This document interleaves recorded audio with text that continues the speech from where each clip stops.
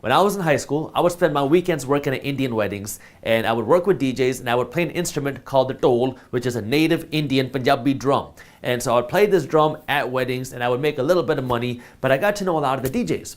And one of the DJs in the industry said, hey, you know a lot of people, you're in high school, how about you and I work together to start hosting teen parties at a local restaurant? There was a new restaurant that popped up in our city, and this restaurant was looking for some exposure, and they were looking for some brand awareness, and so they were willing to work with us to allow us to host parties there in exchange for us promoting the restaurant. And us promoting the restaurant doesn't cost us any money, so I figured, hey, let's do it. Now we had a venue to host the party, which was the restaurant. We had a DJ to provide the music, and then we had me, the promoter. I didn't have any extra cash to throw into this business idea, and my parents were not about to give their son some money to throw into this dumb business idea when I should be studying, and so we had to get creative. The way that we would make money is that we would charge people cover or a fee to get into the venue, but we did have costs before the party started. Like we needed to pay for security, we had to pay some money to marketing to create some flyers, and so the DJ agreed that he would front the money to do these things, which was maybe a few $100, and then the money that we make from charging cover would first pay off these expenses, and then whatever money is left after that, we would split 50-50. The DJ would take half, and I would take half. My first party when I was in high school ended up being huge. So many people ended up showing up because they were curious about what was going on, but we were not ready for that, and so it was just me and the DJ working, and the DJ had to work at the DJ booth, and I was the one trying to collect cover and run everything else. And so because I was running around, a lot of people got into the venue without even paying to get in. By the time we got to the end of the night, everybody had a great time, and now we had some cash to count, and now we're counting the cash, we paid off the expenses, and then we finished counting out all the expenses, and then we were left with a whole $4. $2 for the DJ, $2 for me. We had spent weeks planning the event, preparing for the event, and getting everything ready, and now to reward ourselves, we had a whole $2 each. But this was the start of something a whole lot bigger for me, because when I got to college, I saw that everybody around me in college was partying. But I didn't drink, I wasn't into partying, I just liked the hosting side of it because I liked the business side of it. You know where this is going now, right? So now I'm in college, I see everybody partying, but I don't want to spend my time partying, so I'm a freshman in college, and the first thing I do is I start knocking on the doors of all the clubs and venues on my college campus, and I ask them, hey, what can I do to host a party at your venue? The first club I go to says, no problem, just pay us $10,000 and you can have the venue and host your party and do whatever you want. I didn't have $10,000, so that was not going to happen. I go to the next place, they didn't answer the door. I go to the third place, they said, sure, you can do a party here, and all you got to do is give us, the club, 50% of the cover that you earn. Now it's the exact same thing as before. I didn't have to pay any money to get the venue. I know a whole bunch of DJs, and they were all willing to work with me on a 50-50 commission. So half of the revenue would go to the club, and now we have half of the revenue left. Half of this now remaining revenue would go to the DJ, and the other half would be mine. So yeah, I didn't get to make all the money that I could have, but it was an easy way for me to get started without putting in a whole bunch of cash, because now I have everything I need. Now all I gotta do is do the marketing, and because I'm in college, everybody's all around you. So I would spend a few $100s to print 5,000 flyers, and then I would stand on the street on my college campus passing these out, and I wouldn't stop until all 5,000 flyers were gone. This business grew very quickly because word spread fast about how much fun people were having at our events, and second, it was easy to start with very little cash. So the first thing you have to do if you want to be able to build a successful business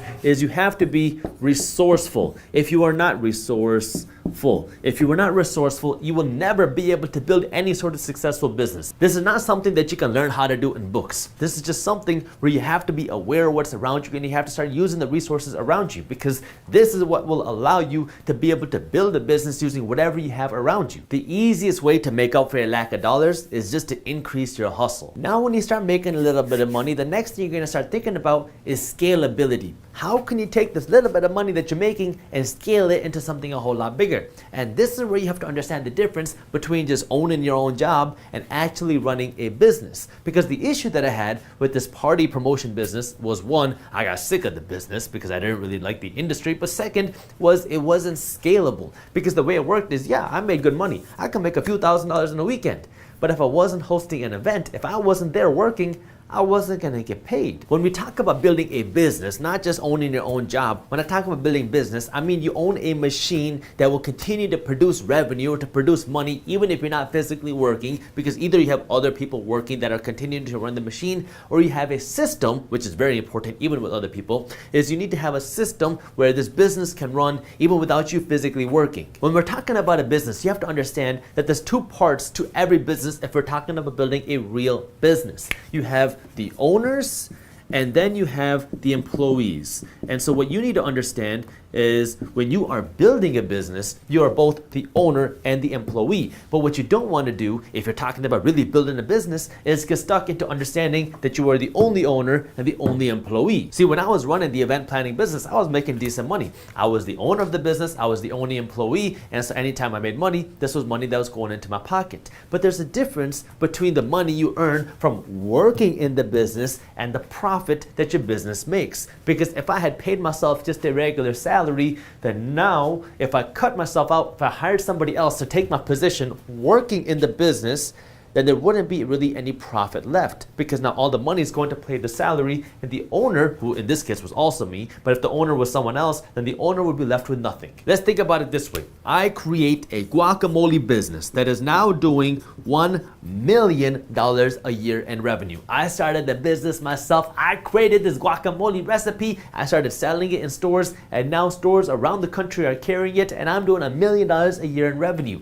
So what's happening now is I'm making $1 million, but then I got to pay my expenses. I got to buy my avocados, I got to buy the salt, I got to buy all the other stuff, and all my expenses are costing me, let's just say $500,000, which means now I am left with $500,000 a year.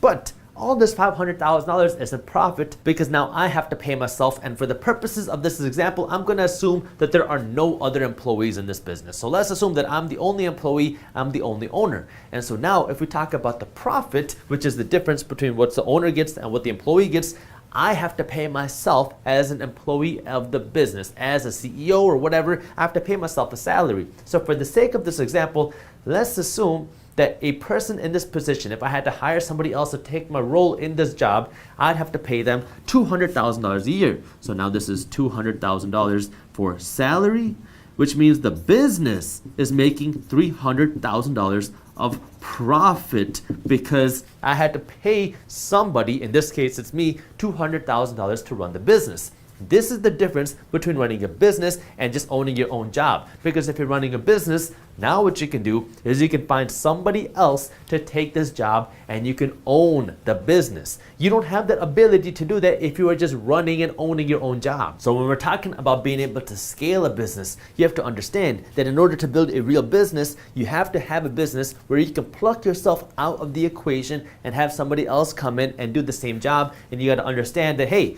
this person is going to want money as the employee. Right now, you might not be paying yourself a salary because whatever is left in the business account is just money for you, but that's not how you want to be thinking if you really want to build a scalable business. You have to understand that if somebody else was in your shoes, how much money would they charge as a salary? Now you pay yourself that as a salary, and whatever's left is the profit in the business. Once you can separate these two things, now you have the ability to build a real business because you understand that, hey, somebody else can take your spot and you can still be the owner of the business.